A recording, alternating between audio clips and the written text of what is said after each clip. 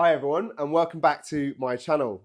Now the reason I'm holding on to this today, this is the Finger Drum Bible, is because I've been trying to get better with my MPC, and a lot of what I've done so far has just been by feel.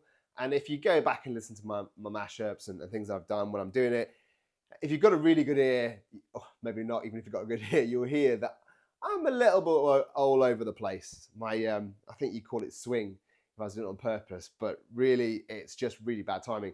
So what I want to do is to start to try and learn how to finger drum better than I can do by actually applying, well, logic to it and getting better through, well, learning and muscle memory, I guess. So if I just show you this, I don't know how well you can see that. In fact, if I just come over here, how well you can see that on here. If I come to this, in this book, it's going to show me how to, on where to put my hands, how to lay them down. And actually, if I just turn to this page, it shows you the standard layout for your drum kit. Now, I haven't actually got a standard layout for my drum kit yet.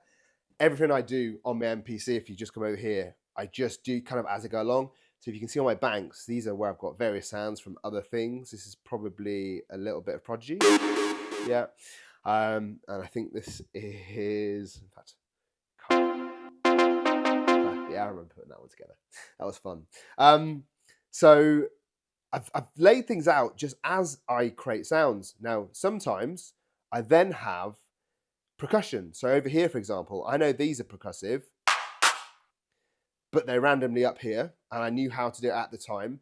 But I also know, because I've just been making something here, that these are percussive. I put them in white, start to try and learn from my ways, and maybe I should put all my percussion in white if I was doing it. It was my next lesson. But over here, I've got a closed hat. I've got his clap. I don't even know what that is, but it's percussion. And as I'm doing it, and I'm trying to do my mashups, I'm realizing that I'm just off. And I've done a little workaround, which I'll come and talk to you on a little later on, with how I've turned my sloppiness into hopefully a bit of a disguise and you can't work it out. But I think long term, I want to be better. So I've got this. But anyway, I thought while I was doing this part of the video, I'd show you a mashup that I've done. And yeah, I'll talk about it afterwards and you'll see my workaround as well. So without further ado, I'll show you what I've been up to.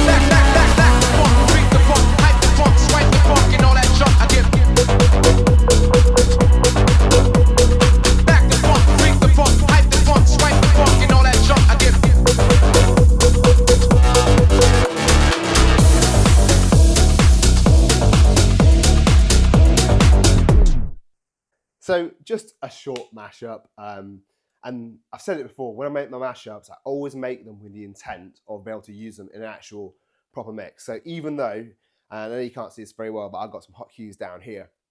Where I start this mashup off is, I've got a hot cue here which starts off on a vocal, and I've got this sound here, and I'll just kick it off by bringing them together. But obviously, if this was actually part of a set, I would have let it, the track would arrive naturally to the point at which the hot cue obviously is there. And as that arrives, I wouldn't have to press that and I could just start tapping out here. So I want to tell you quickly about this mashup. I absolutely love this mashup. Thing one, the track over here, and I'll put it in the description, is called In My Heart on Tool Room Records on that label. I loved it. If I can just get actually, let's see if I can, without making too much noise, just listen to this beat.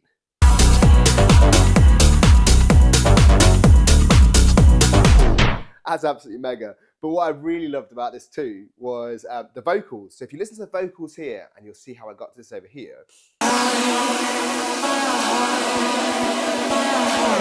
bit dreamy, and then obviously it's got a nice natural build-up. Now I have Acapella, it's got a load of them, and I just happen to go, and this is the thing about mashups, sometimes you put your hand on the right Acapella at the right time, and it just makes sense. And I have Good Life here. Sometimes I will be looking to make a mashup for hours on end and nothing works, but this time it just did. So I've got this this part of Good Life. If I just kick it off here. When the grooves are rocking, nothing feels as good as a good life. What a diva. That's absolutely brilliant. So as this is building up and this comes in, just as it drops, I add a little nudge with a closed hat just before the drop, bum bum. And then when it comes in, I set off with my hot cue on here and tapping out with this sound just as this has come in. So it goes like this. When the grooves are rocking, nothing feels as good as a good life. Now I have the trans still on there, which is actually a good point. I wanted to tell you about that.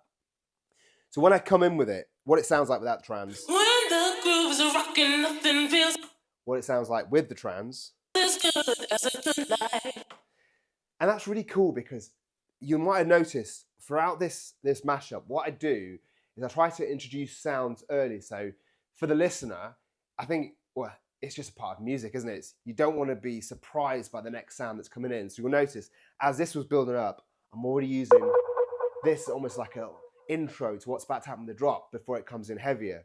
Same for this. I wanted to use a vocal I've used on here before, which is this one. Back the funk, freak the funk, hype the funk, swipe the funk, and all that junk I get. So I wanted to use that, but just going straight from Good Life into that, I think is a bit much. And the same as when I'm producing, you want things to feel like they belong together. So as this track was getting to a certain stage, if I can get it to it, just here, just as this was coming on, I then add trans. And it almost like it starts to edge it out before this comes in. So here you go.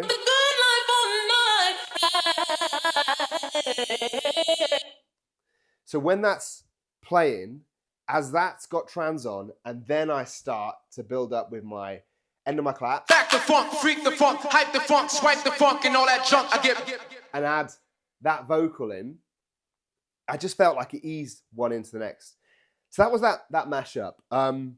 Like I've said, I am trying to do better with how sloppy I am on my finger drumming.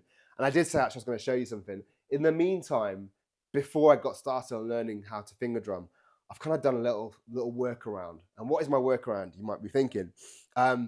It's because my timing is a little bit bad. I need to make what I'm using with the clap, and a clap is punchy, isn't it? And if that punch of the clap lands slightly, even a millisecond off of where the beat is, it sounds terrible, at least I can hear it. So what I did was, I don't know how well you can see if I come onto this camera. If you look on here, these are my envelopes. So this is the envelope for, it's the shape of the sound for this particular sound, which is a clap. Now there's different envelopes, you can see it's moved slightly for different sounds. This one's got a high attack. Now on this is where I ended up, but if I remember it's 50. It started off with a clap here. Let's see how well you can hear this. This should mean that the immediate sound of the clap just comes straight in. Every part of it exists. Now, while that's nice and clean, if I'm not clean with my timing, it's going to sound terrible on this beat. Now, to go to the extreme, if we take almost all of the clap sound out, so it misses that first clap, and you just get the end tail part of the clap, this is what it sounds like. Can you hear it? If I bring back a bit more. Now, this isn't turning the volume up or down, it's actually removing the first part of the clap, and it's just coming in the last part. So when I set it to, it's almost like it's sucking in the clap, isn't it? And then when I set it to about, it was about 45, 50, it misses out that first harsh bit. So if I'm slightly out of time, I think it makes it a bit more forgiving, and that's my little hack for my bad timing. So anyway, that was my mashup. Like I said, it's only a minute long, but the whole point of these, I make a load of these, they become a mix. So if I'm playing out or if I'm just making something for YouTube, I've got them all stored on my YouTube shorts. I know where they are, so I can go, oh, how did I put that together?